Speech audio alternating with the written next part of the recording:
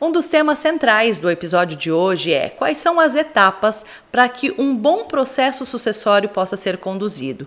Eduardo, nós terminamos o nosso podcast anterior falando sobre os erros, os conflitos, os desafios que surgem, os riscos de um processo sucessório, e eu gostaria que você então compartilhasse conosco quais são esses principais riscos e existem maneiras de nós diminuirmos os possíveis impactos deles para a família?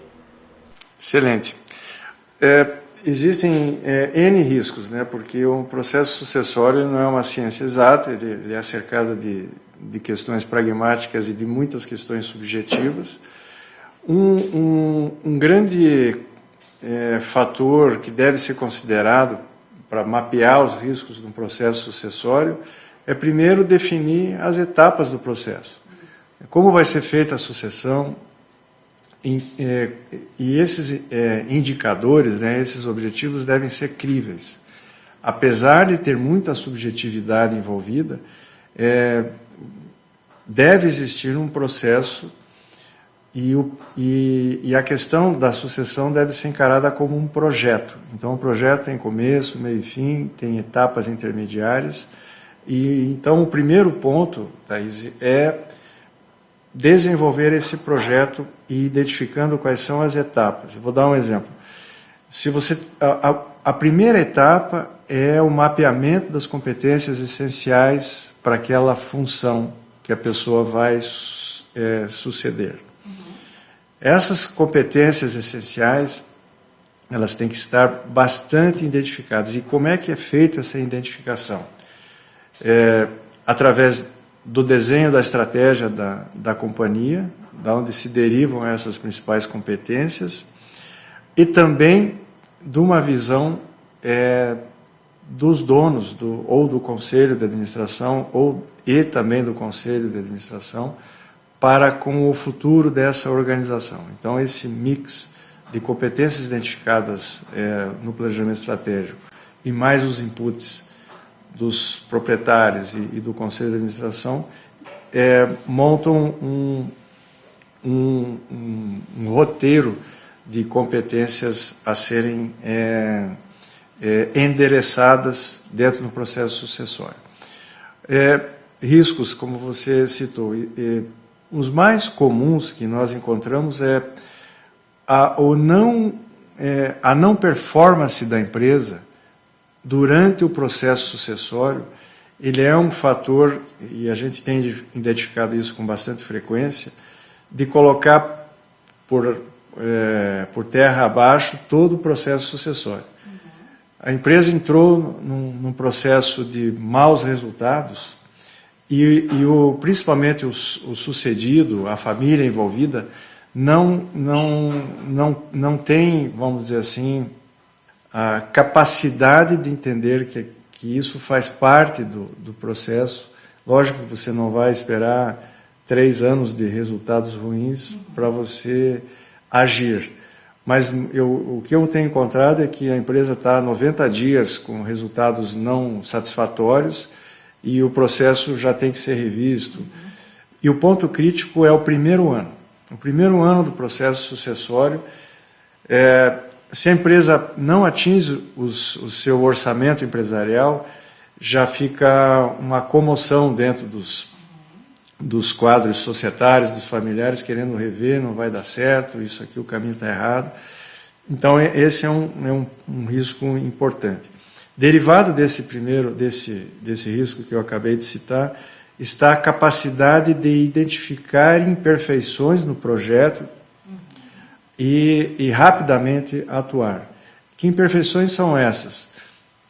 Vamos supor que o desenho da função, o desenho da cadeira, ele tenha ficado de fora uma determinada competência que se demonstrou essencial para que o ocupante pudesse exercer com bastante propriedade a sua nova função, né, nesse caso aqui de diretor-geral. Então, rapidamente se faz necessário um ajuste, não só no sucessor, ou seja, desenvolvendo através de mentorias, de coaching ou de um acompanhamento específico, esse ajuste das competências, né? Um outro processo, um outro risco, ou conjuntos de risco, Thaís, que um processo sucessório enfrenta, é o que eu costumo brincar, que são os sistemas imunológicos. Então, toda empresa, toda organização é um organismo vivo, então tem lá o seu sistema imunológico. Então, quando você faz um processo sucessório, cujo projeto não foi bem feito, você não preparou a empresa adequadamente para essa transição. Então, o sistema imunológico da empresa, né, reage ao novo entrante. Né? Até a pessoa pode estar na empresa há muito tempo, assumiu o cargo de destaque no lugar de uma outra pessoa, vai ter lá as pessoas saudosistas que gostavam do estilo e não necessariamente gostam do estilo do novo, enfim, então tem todo um processo de aculturamento que é um risco importante dentro do processo sucessório. E outro sistema imunológico que eu citei é o da própria família, que também deve ser adequadamente preparada para que esse processo sucessório seja exitoso. O que eu brinco nos conselhos de administração onde eu participo é que é a obrigação de todos fazer dar certo. Né? E pode parecer um clichê isso, mas na verdade a gente encontra muita sabotagem intencional ou não intencional para que o processo não dê certo. E às vezes a sabotagem está no próprio sucedido. E muitas vezes o sucesso do sucessor incomoda o sucedido. A empresa ficou melhor, mas aí o processo da vaidade, né, da representatividade perante a sociedade, perante a família, fica sendo questionada, né? Mas isso também tem como prever e como endereçar. Inclusive, essa tua fala me fez lembrar de uma série que está super falada, comentada ultimamente, que é Succession. E eles trazem muitos desses pontos de como o ego, a vaidade, os interesses individuais, às vezes se sobrepõem aos interesses da empresa, né? E fica a sugestão para quem ainda não assistiu, que assista também. É excelente, eles retratam com bastante fidedignidade. Aliás, o processo de pesquisa que eles fizeram antes da série foi fundamental.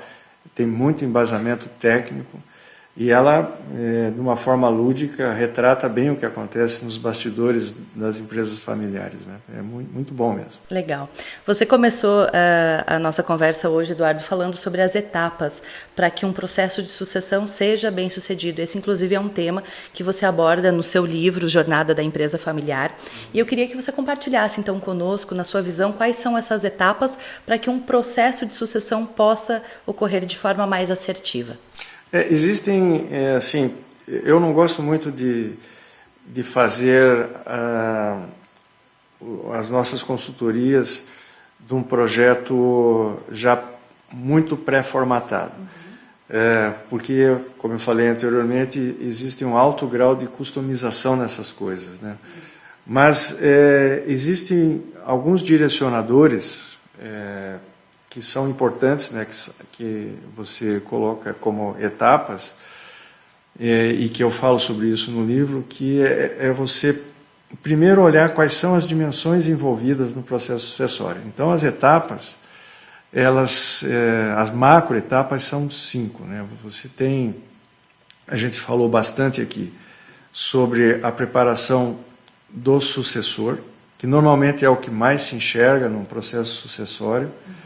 Mas existe, e a etapa do sucessor, existem uma série de subetapas que fazem parte de um projeto sucessório bem estruturado.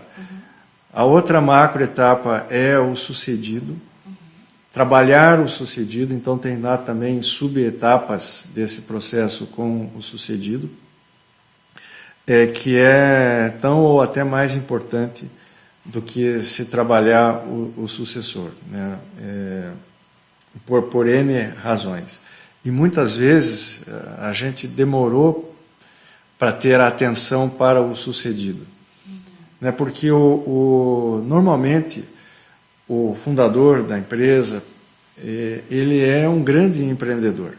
Ele começou o seu negócio, normalmente colocando tudo a perder, né? Às vezes até por falta de alternativas, ele foi totalmente para o risco e acabou por N caminhos e por muita competência e obviamente por um super trabalho, né? Eu costumo, só fazendo um parênteses, eu costumo dizer que os fundadores, os empresários têm uma capacidade, uma energia para o trabalho fora do comum. Trabalham alucinadamente pela causa, né, que é o negócio dele. Mas, como ele começou esse negócio, ele é um empreendedor e empreendedor jamais deixa de ser empreendedor. Então, para mim, essa é a chave de um processo sucessório bem executado. É você entender que você está falando com um empreendedor, que ele vai continuar empreendedor, e como canalizar essa energia do empreendedor para novas dimensões da governança, para novos projetos. A terceira macroetapa é a própria empresa.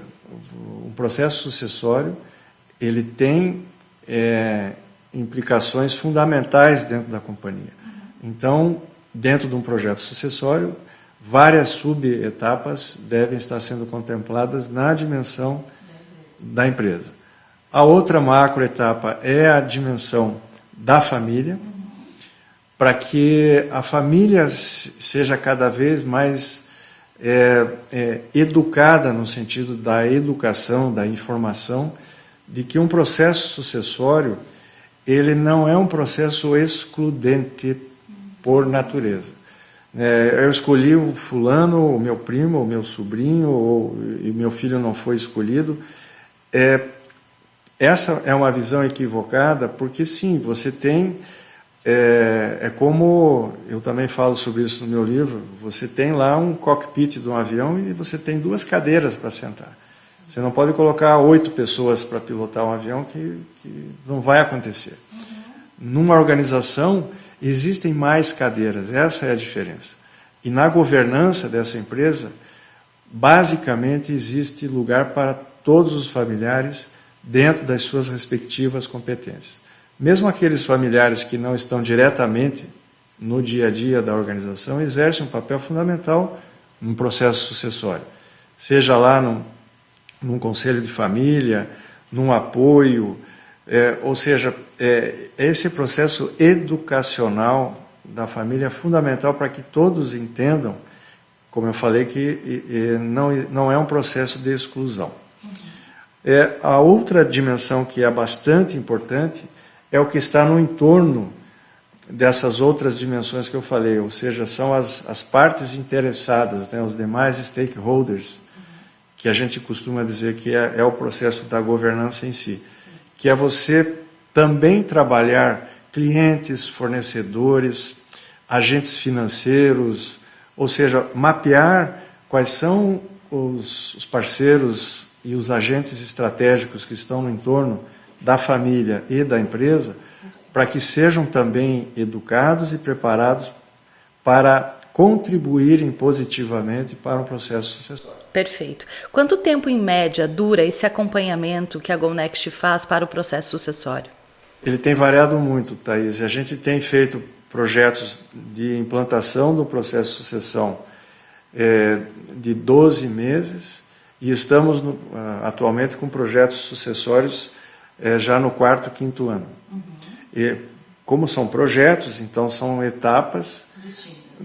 Em determinadas etapas o nosso trabalho é bastante intenso, inclusive com uma equipe bem reforçada, bem robusta de profissionais, e isso vai se adequando à própria dinâmica da família e da empresa, né? A ponto de nós termos, em alguns casos, monitorias específicas e periódicas, mais de acompanhamento do que de intervenção. Até por essa necessidade contínua de se alimentar, olhar para a sucessão, como você disse, né, também no nosso episódio anterior, que a sucessão é um processo contínuo, né, que precisa ser sempre observado. Sabendo que é um processo longo e contínuo, Qual é a melhor maneira de comunicar e até obter essa ajuda mesmo, esse suporte que você falou de todas as partes envolvidas, preparar todas as partes envolvidas para que essa sucessão tenha êxito, para que todos possam contribuir da melhor maneira possível?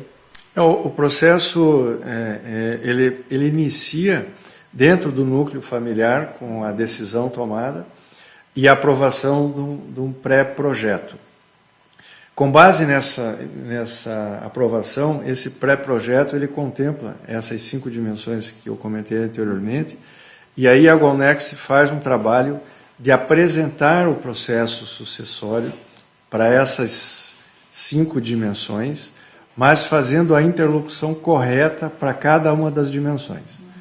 Por exemplo, internamente para dentro da empresa, o processo tem várias conotações diferentes do projeto que vai ser comunicado a um leque de fornecedores, por exemplo. E as etapas também mudam, né? Esses demais stakeholders serão envolvidos em etapas um pouco mais à frente do processo, né? Primeiro você faz internamente na família, na empresa, nos principais atores ali dessas dimensões, familiar e empresarial, e depois você vai expandindo o processo de comunicação.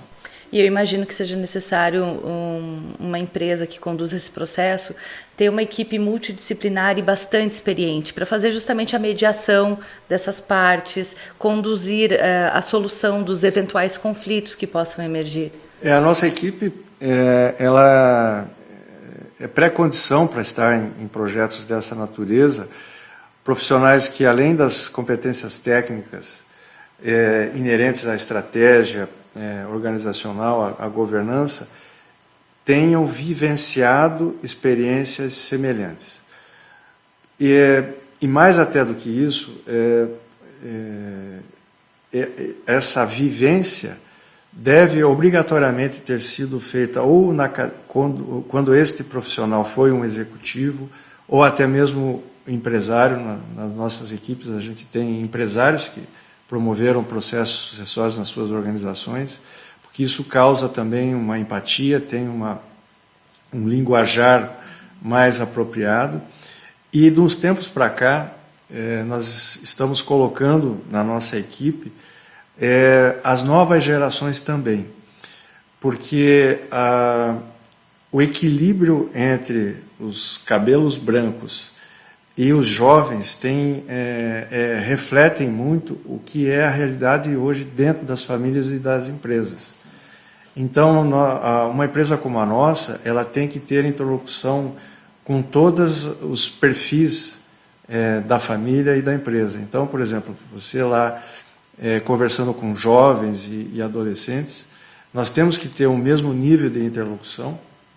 Então, nos quadros da GoNext, isso é mais recente, nós estamos mesclando também com essas novas gerações, porque tem muitas coisas que é natural que nós, que somos mais veteranos, não captemos. E aí vem a figura de quem tem a mesma interlocução, né? Perfeito.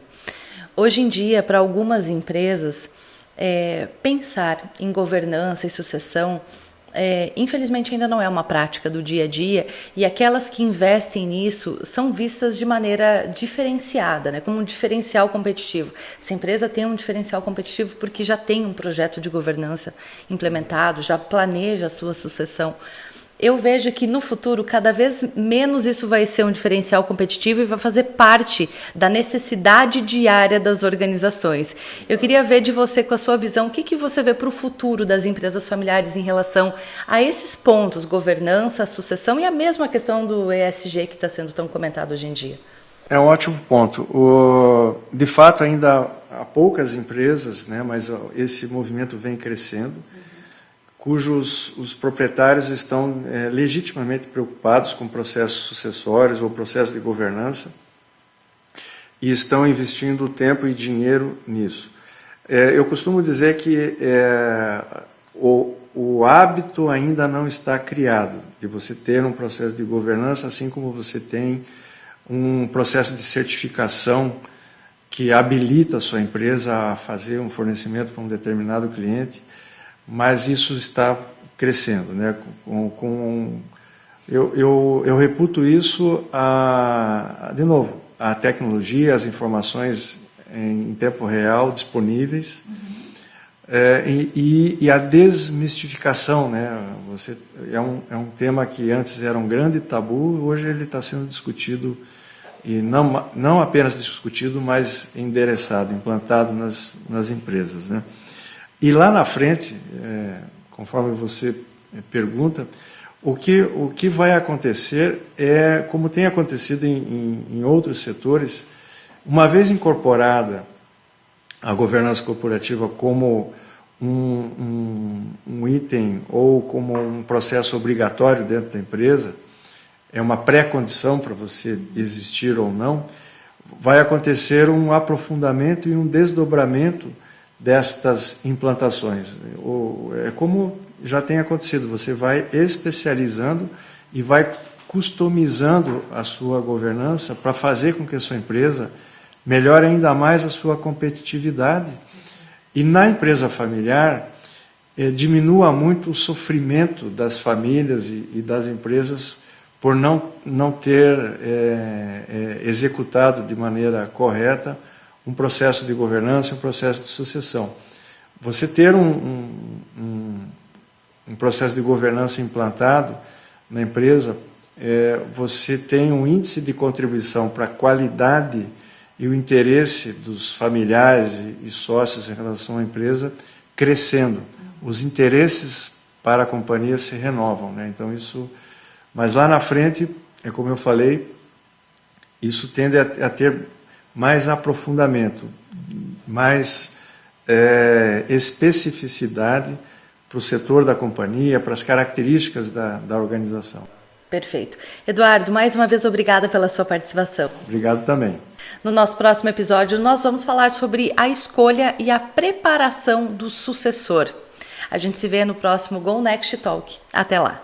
O Go Next Talk de hoje fica por aqui. Se você quer saber mais sobre governança e sucessão, acompanhe os nossos conteúdos no nosso site e também nas nossas redes sociais. Não esqueça de compartilhar esse conteúdo com quem também precisa saber dessas informações. E se você tem sugestões de temas para a nossa próxima temporada do Go Next Talk, entre em contato conosco. Até o próximo episódio.